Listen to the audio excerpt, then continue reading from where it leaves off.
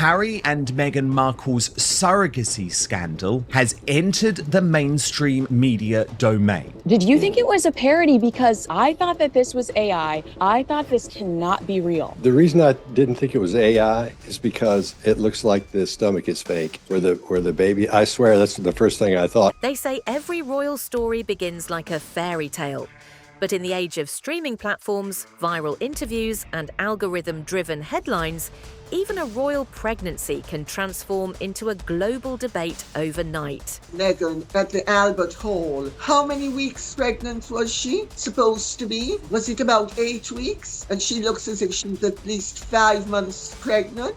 When Prince Harry and Meghan announced they were expecting their first child, the reaction was immediate and electric. And that ridiculous story about how they first met, the whole thing was a tissue of inaccuracies. The world watched. Cameras flashed. Headlines celebrated what appeared to be a modern chapter in royal history. A new generation, a fresh start, a baby that symbolized change.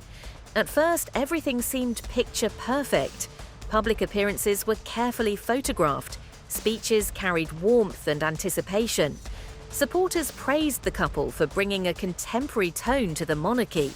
But as time passed, something subtle began to shift. Arms. And also, why is the belly several shades browner than anywhere else? It's not supposed to be brown. It wasn't an official investigation. It wasn't a palace statement. It wasn't even a confirmed controversy. It was the internet. Clips from interviews were replayed, dates were compared, quotes were dissected. Online commentators began placing different public statements side by side, and slowly a conversation started forming.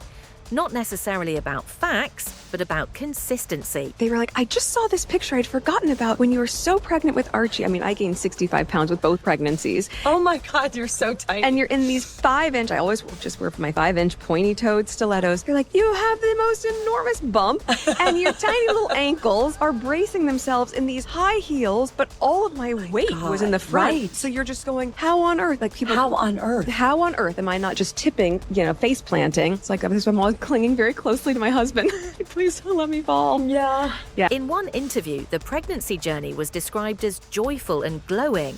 In another, it carried emotional weight and tension. On a different platform, the tone shifted again. Deeper, more reflective, even traumatic. To many supporters, this was natural. Pregnancy is emotional. Memory evolves. Experiences feel different over time. But critics saw something else. They saw a narrative that seemed to adapt, depending on the audience. And that's where royal biographer Tom Bower entered the conversation.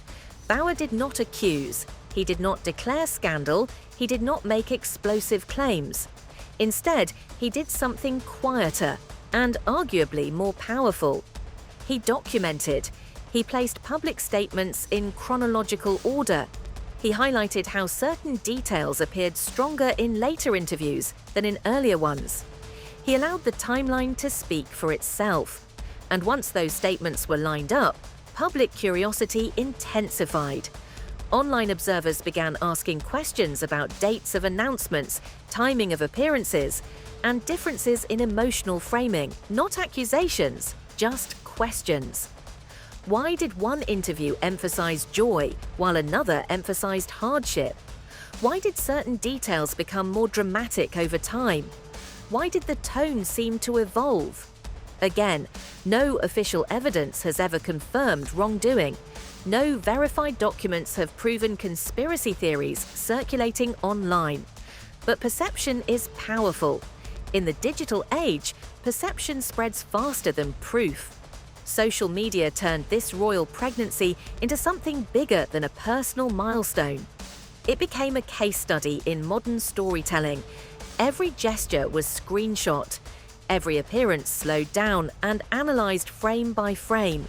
Every word transcribed and compared.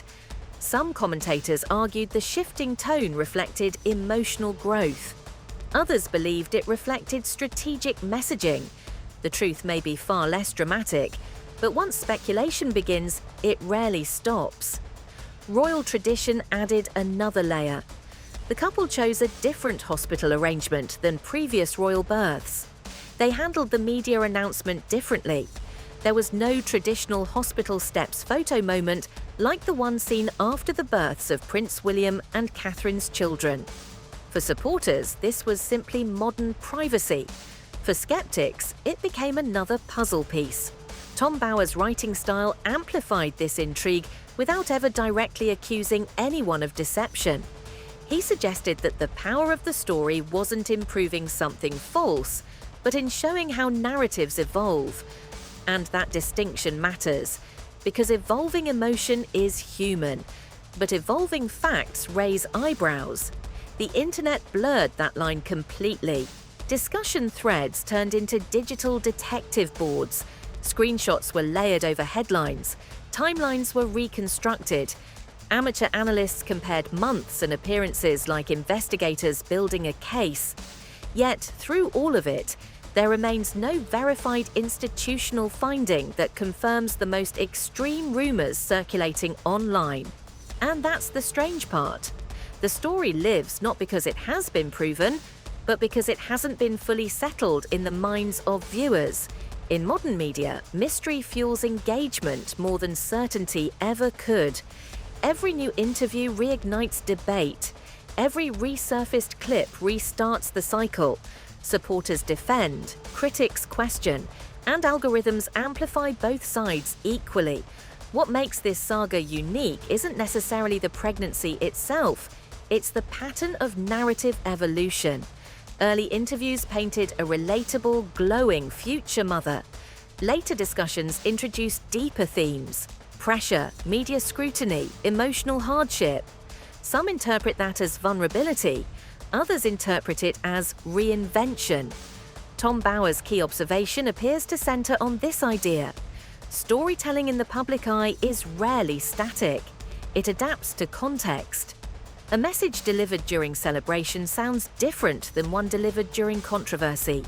And when a public figure's tone changes significantly across platforms, audiences begin to wonder why. But here's the larger truth. Royal life operates on tradition. Consistency builds credibility. Every detail is documented. Every date recorded. Celebrity culture operates differently. Emotion builds connection. Reinvention builds relevance. When those two systems collide, royal structure and celebrity storytelling, friction is inevitable. That friction is what we're witnessing. Not necessarily a scandal, not necessarily a cover-up, but a clash between two worlds, one built on protocol, one built on narrative control. And perhaps that's why this story refuses to fade. Because it's no longer just about a pregnancy, it's about perception versus documentation. It's about whether evolving storytelling strengthens a public image or weakens trust. In the digital era, silence can spark as much speculation as speech. Every unanswered question becomes a headline. Every vague detail becomes a theory. Tom Bower may not have delivered a definitive conclusion, but by placing statements side by side, he ensured one thing: the conversation would never fully close. And that may be the most powerful outcome of all. Because in today's world, a mystery doesn't need proof to survive, it only needs attention. And as long as audiences continue debating what feels true versus what can be verified, this chapter of royal drama will continue reshaping itself. Not because new facts appear, but because perception never stays still. And in the age of algorithms, sometimes the story that evolves the most is the one that lasts the longest.